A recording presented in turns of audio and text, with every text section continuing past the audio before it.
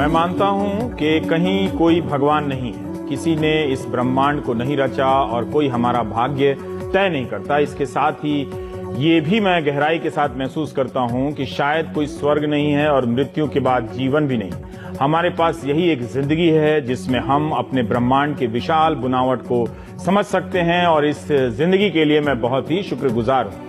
ये बात अगर मैं अपने नाम से बोल दूं तो 50 लाठी वाले दल लेके पहुंच जाएंगे, लेकिन स्टीफन हॉकिंग के सामने किसी की हैसियत नहीं है कि कोई उंगली उठा सके। हमारी सदी के महानतम वैज्ञानिक स्टीफन हॉकिंग ने का बुधवार तड़के कैम्ब्रिज में निधन हो गया। वो 76 साल के थे। स्टीफन हॉकिंग ब्रह्मांड की बारीकियों को समझने और समझाने वाले एक महान वैज्ञानिक ही नहीं, वो मिसाल थे इस बात की कि इच्छा शक्ति अगर हो तो शरीर की लाचारी दिमाग को किसी का मोहताज होने के लिए मजबूर नहीं कर सकती। जिस उम्र में कोई भी व्यक्ति सबसे ऊर्जावान होता है, उस उम्र में मोटर न्यूरॉन डिजीज नाम की लाइलाज बीमारी ने उन्हें घेरा।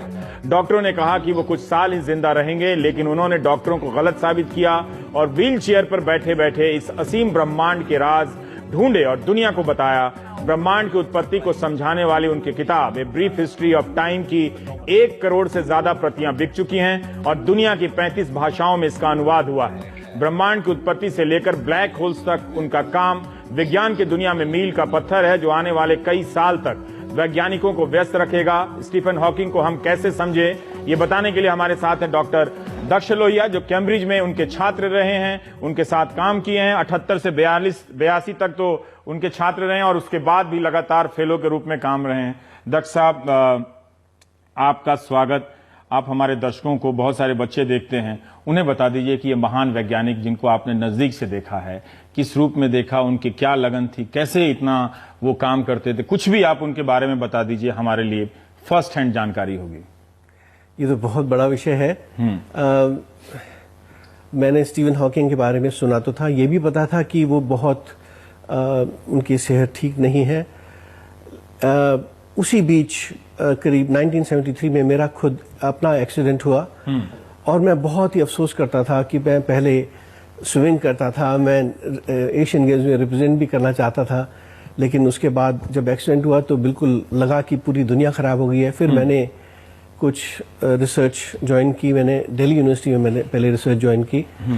फिर कुछ मैंने एक आर्टिकल लिखा था, तो वो स्टीफन हॉकिंग इत्तेफाक से उसी के रेफरी बने थे, क्योंकि मैंने जहां भेजा था वहां के एडिटर ने मेरे को लेटर लिखा कि बस मेरे आर्टिकल से करीब 1 हफ्ते पहले स्टीफन हॉकिंग का ही पेपर उसी विषय पे सबमिट हुआ था, जो उन्होंने एक्सेप्ट कर लिया था। तो मेरा जो आर्टिकल था वो उन्होंने उन्हीं को भेजा, तो हमारी कॉरेस्पॉन्डेंस शुरू हुई और वो बहुत ही एनकरेजिंग थे। उन्होंने पहले लेटर में ही लिखा कि भी मैं तो बहुत इम्प्रेस्ड हूँ कि तुमने एक पर्टिकुलर टॉपिक है डिसिटी यूनिवर्स, उसकी सारी प्रॉपर्टीज अपने आप ही डिस्कवर की हैं। तो मैं बहुत खुश हुआ। फिर हमने आगे जब बढ़े तो उन्होंने 1978 में मुझे मौका दिया कि मैं कैम्ब्रिज यूनिवर्सिटी आऊं। तो इस तरह से हमारी एसोसिएशन शुरू। डेमोक्रेटिक थे, मौका देते थे अपने आसपास छात्रों को। हाँ, बिल्कुल कह सकते हैं। हाँ, बहुत अच्छा वातावरण था वहाँ। लेकिन जब मैं पहली बार गया, कैम्ब्रिज यूनिवर्सिटी में काम करना एक अलग ही वहाँ की अपनी मुश्किलें हैं। यहाँ की यूनिवर्सिटी में तो गणेश जी की प्लास्टिक सर्जरी पढ़ाई जाती है। हाँ, वो वहाँ तो नहीं होगा। प्रधानमंत्री प्रोपेगेट करते हैं। हाँ, वो वहाँ तो नहीं चलेगा। साइंटिस्ट प्रधानमंत्री। हाँ, तो खैर वहाँ जब प्रोफेसर हॉकिंग को जब मैं मिला तो पहले तो मुझे शौक लगा कि मैं इमेजिन भी नहीं कर सकता था कि मुझे ये तो पता था कि उनकी सेहत खराब है, लेकिन पहले मुझे लगा, उनकी सेक्रेटरी ने सबसे पहले पूछा कि तुम्हें पता है ना इनके बारे में। मैंने कहा हाँ, ही इज अनवेल। तो फिर उन्होंने एक कुर्सी घूमी, मैंने बस देखा कि खूब सारे कपड़े पड़े हैं, उसके ऊपर एक सिर पड़ा हुआ है। मैं बहुत शॉक हुआ। तो उसके बाद हमारा एसोसिएशन शुरू हुआ कि उनकी हालत इतनी खराब है, मुझे नहीं पता थी। लेकिन अब उस वक्त वो बोल सकते थे, हालांकि उनको बहुत स्वैगर था उनकी जुबान में, हमें समझना पड़ता था। वो काफ़ी पेशेंट थे और उनको, हम 3 स्टूडेंट्स थे, हम बाई टर्न उनके साथ काम करने का मतलब उनको घर से लाना, गुरु सेवा जो होती थी वो वहाँ यहाँ तो आपने की खत्म हो उनके गई साथ। होगी, हाँ। यहाँ तो खत्म हो गई होगी, कौन पूछता है यहाँ के गुरुओं को। लेकिन वहाँ अभी भी जितने भी स्टूडेंट्स थे वो बाई टर्न्स हर हफ्ते में रोस्टर बना हुआ होता था, किसने लाना है, और उस दिन पूरे दिन उनको उनकी देख रेख करनी है, विच मेंट एवरीथिंग, और घर छोड़ तो के लगातार वो काम करते थे, रिसर्च करते थे। हाँ, किसी ना किसी चीज में इन्वॉल्व रहते थे, और बहुत अच्छा हमारा एक बहुत सेट रूटीन था, बड़ा अच्छा पर वातावरण था। दुनिया में जिस तरह से तकनीकी बदलाव हो रहे हैं उस पे भी लेके उन्होंने टिप्पणी की है कि इस तरह से ये अंत कर देगा ह्यूमैनिटी को लेके भी। सिर्फ वो काफी चिंतित रहे और बोला है उन्होंने, जैसे भारत के वैज्ञानिक तो डर के मारे बोलते नहीं हैं, साहब खड़े हो जाएंगे तो हुजूर की तरह सर झुकाएंगे, लेकिन वो बोलते रहते हैं। हाँ, उन्होंने अभी रिसेंटली आर्टिफिशियल इंटेलिजेंस के बारे में क्या क्या वार्निंग्स दी हैं, चेतावनी दी है कि भाई इसकी मिलिट्री एप्लीकेशंस को बिल्कुल खत्म कर देना चाहिए, क्योंकि मतलब वो टर्मिनेटर फिल्म से बहुत इम्प्रेस थे। हमने काफी डिस्कशन भी किया था जब मैं कैम्ब्रिज में ही था, जब उसका पहला वर्जन आया था टर्मिनेटर का, तो वो कहते थे कि ये बिल्कुल पॉसिबल है। तो इस पे उन्होंने काफी ऑफ लेट कहा था। मैं आपको एक मैं किस्सा बताता हूँ जो बहुत ही पर्सनल है मेरे लिए। मैं जब अपनी पीएचडी मैंने कर ली थी, उसके बाद लाइप्जिग में एक बहुत इंपॉर्टेंट कॉन्फ्रेंस हुई थी, बड़ी अहम कॉन्फ्रेंस थी, जहां पार्टिकल फिजिक्स में एक बहुत नया मोड़ लिया था। एक अणु है, क्वार्क कहते हैं, टॉप क्वार्क, उसकी डिस्कवरी हुई थी। तो वहाँ उसकी रिपोर्टिंग होनी थी, और भी काफी कुछ हमारे काम से मुतल्लिक वो खुद जा नहीं पा रहे थे उस वक्त। तो उन्होंने मुझे रिक्वेस्ट की कि मैं हुआ हूँ। तो मैं गया था वहाँ, मैं उस वक्त इंटर यूनिवर्सिटी सेंटर पूना में था, तो मैं गया वहाँ। तो वहाँ मैंने अटेंड की कॉन्फ्रेंस। तो जब मैं वापस आई, 1985 की बात है, तो मैंने सोचा कैम्ब्रिज होते हुए जाऊँ, मिलते हुए जाऊँ। तो मैं जब वहाँ पहुँचा तो हमारी जो सेक्रेटरी थी वो एकदम हैरान, उन्होंने कहा थैंक गॉड कोई आए, कोई स्टूडेंट नहीं है इस वक्त, और स्टीवन हॉकिंग की बहुत तबीयत खराब है। और जेन जो है उनकी पत्नी, उन्होंने वो बिल्कुल अकेली हैं और बहुत हताश हो रही हैं, तो तुम चले जाओ वहाँ हॉस्पिटल में। तो मैं इतना थका हुआ था, मैंने कहा कि अरे यार आज रहने दो, कल आज मैं बहुत थका हुआ हूँ। तो उन्होंने कहा दक्ष कल शायद वो कल तक बचे नहीं, फिर तो हमें जाना ही था। तो उधर मैंने देखा कि जेन, मैं जैसे ही पहुंचा तो जेन ने बिल्कुल गले लगाया, कहा कि अब तुम संभालो, मुझे 3-4 घंटे का रिस्पाइट दो।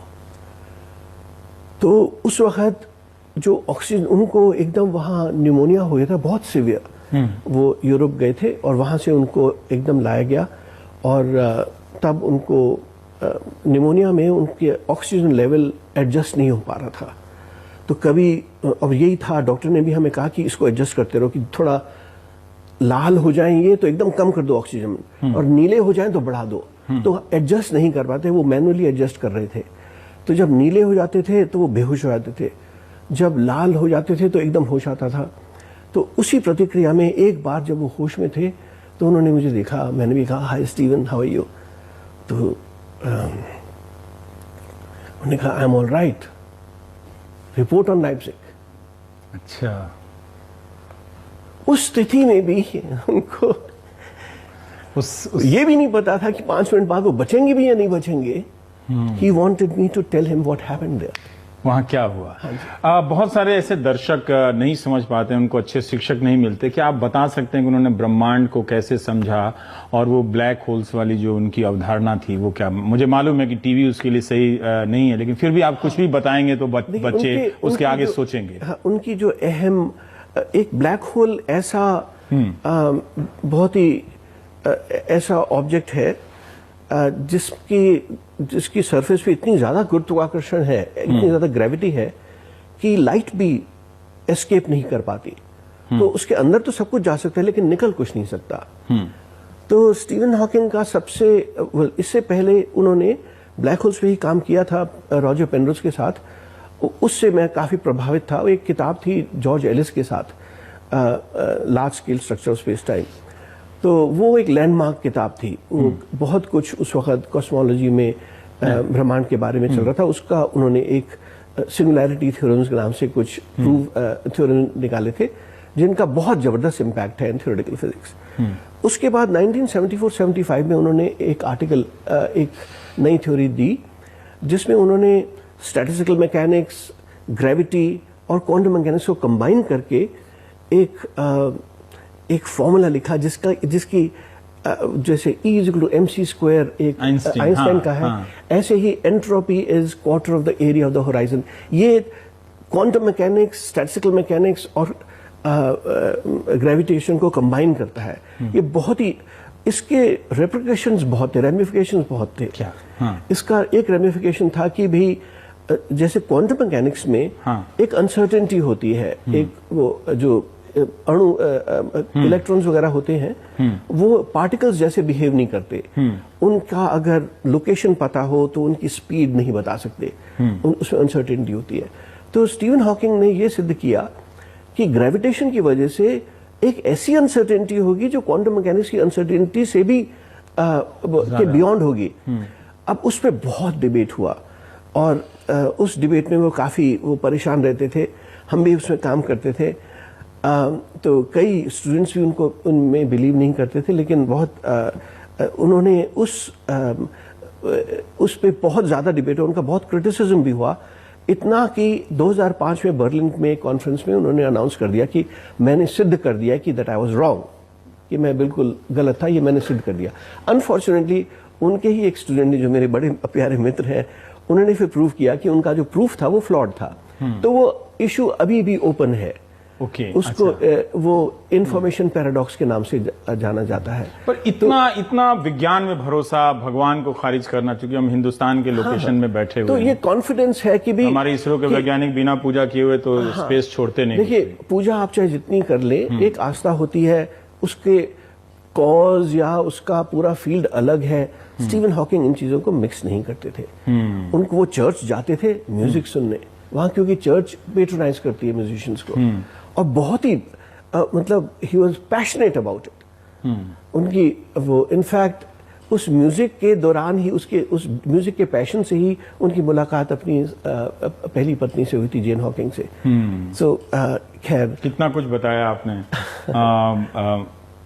बहुत शुक्रिया प्रोफेसर दक्ष लोहिया कि आप आए और आपने इस महान वैज्ञानिक को करीब से देखा। मैं सिर्फ एक चीज और बताना चाहता हूँ कि एक लेसन है सभी विद्यार्थियों के लिए, और कि जब मैंने उनको देखा तो मैं अपनी जो डिसेबिलिटी से वो तो भूल ही गया, और बस ये था कि भाई एक लेसन है सबके लिए कि चाहे जितनी भी खराब सिचुएशन हो, नेवर गिव अप, लड़ते रहना है ना।